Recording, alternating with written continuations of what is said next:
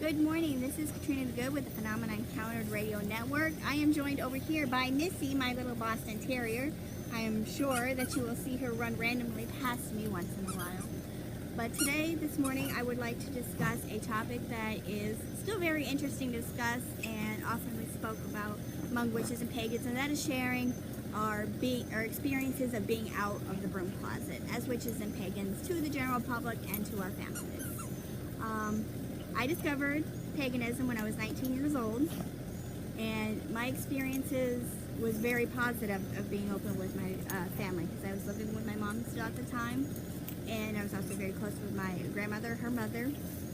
They studied and practiced along with me, so it was fantastic for me in my formative years of learning, what it means to be a witch, what paganism is, discovering what I believe in, and learning how magic works and how to utilize the energies. That could be so open, I didn't have to hide. I was very blessed in that aspect, as I understand that not everyone gets to have such a positive experience when they first discover paganism or studying witchcraft. When I moved to Michigan when I was 22 years old, I moved in with an uncle who was very conservative, very religious gentleman. Excellent person, excellent man. He understood a little bit of what I was. I think he understood that I was pagan. I'm not 100% sure if he understood that I was a witch or practiced witchcraft or not.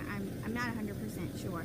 We didn't really discuss it. The only rule is I wasn't to do anything in the house, and I was not to discuss it with his children, which was fine. It's his rules, his house. I'm the one staying that needed a place to stay at the time.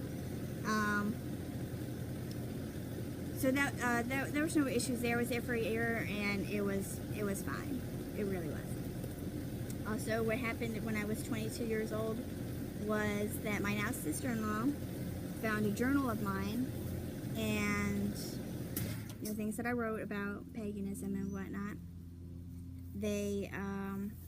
She went and told my husband's family, and I was pleasantly surprised that I did not get any severe backlash or confronted too much with that, and because they're also a religious bunch as well. The only thing that I'm still kind of upset about that whole situation is the reasoning. I know she doesn't care what I believe in or what I do. What she was doing is really just trying to cause issues for me, and it backfired, which is a good thing. I know that's what the reasoning was, and I still shouldn't hold a grudge on it, because holding grudges is not really healthy or a positive thing to do, but it's something I've yet to really overcome, and I'm still working on it. I will get over it one of these days, maybe. And as for my husband, he's always been fantastic and supportive of everything I do. As far as he's concerned, I am the greatest thing since sliced bread, and all but worships the ground I walk on. So with him, it's fantastic. He really does. He's learned to believe some of the things that I do, or appreciate what I do. There's some things in the house that are kind of off limits, which I understand, and I probably wouldn't do it anyway. Like necromancing, invoking whatevers, and things like that, and opening portals.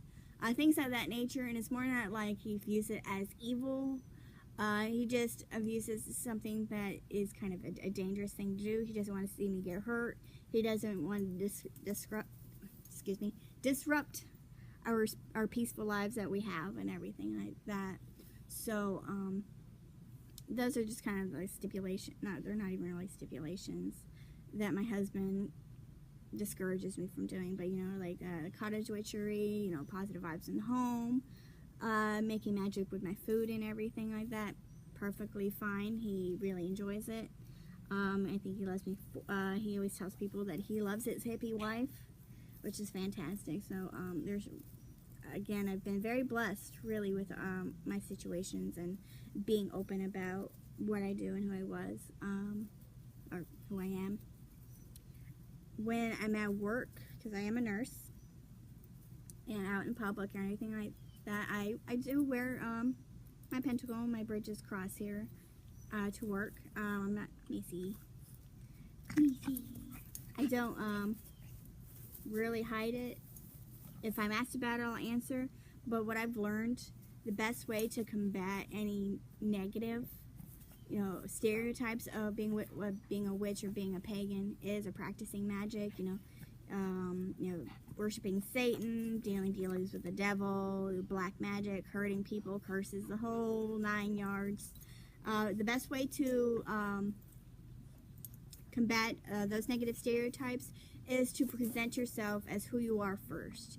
Being a witch is a part of me. It's not entirely of who I am. I'm a wife, I'm a nurse, I'm a friend, I'm a daughter, I'm a whole bunch of things. Just being a witch is just one aspect of who I am. It's not everything. It's a big part of who I am, but it is certainly not everything of who I am. So how I've learned to combat, with coworkers or people outside of my main circle, I present myself as an honest nurse, a hard worker, a good person. I just charm people all over the place with my fantastic wit and charm, whatever thing.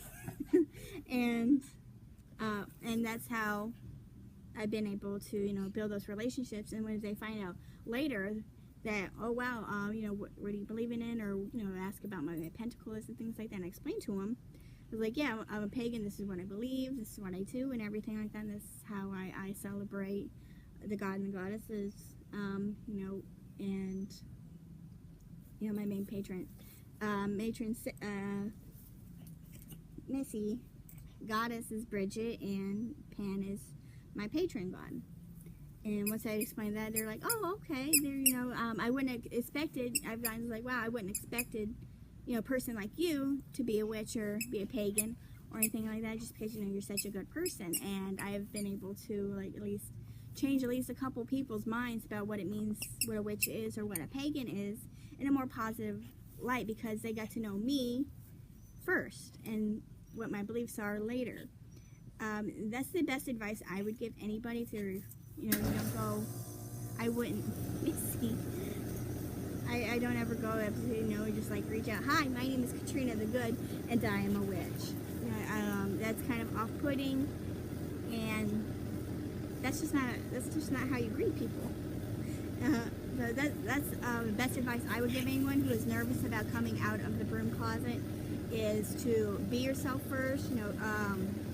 If you're at work, work hard, be a good employee, be a good co-worker, and treat people well, and then they can learn more about you later. And then they'll be pleasantly surprised to see such a positive person as a pagan. And then with time, that can be a rippling effect of creating a positive stereotype for the witches and pagans. And also, what I've come to find, especially in later years, most people don't really care. They notice it's like, they've seen my pentacle or whatnot, and they understood what it was, but they didn't care. which is even better. If they just like you just because they like your what kind of person you are, they like working with you just because you're an excellent employee or fun to be around. That's even better. Even though they don't give two hoots about paganism or witchcraft, and they don't really care to know, they just want to hang out with you as a person, I find that's even better. So yeah, that's the best advice I could give, is be yourself, show what kind of person you are, and let the rest follow. And I would say that you would have very positive experiences of being more open, and create easier times and better times for witches and pagans in the next generation. This is kind of a short video, but I just want to I didn't have a great elaborate dramatic story to share, but I did want to share my experiences of being out of the broom closet, and advice to coming out to people that are not in your immediate family. And this is me and Missy signing off, and I hope everyone has a beautiful day, and blessed be.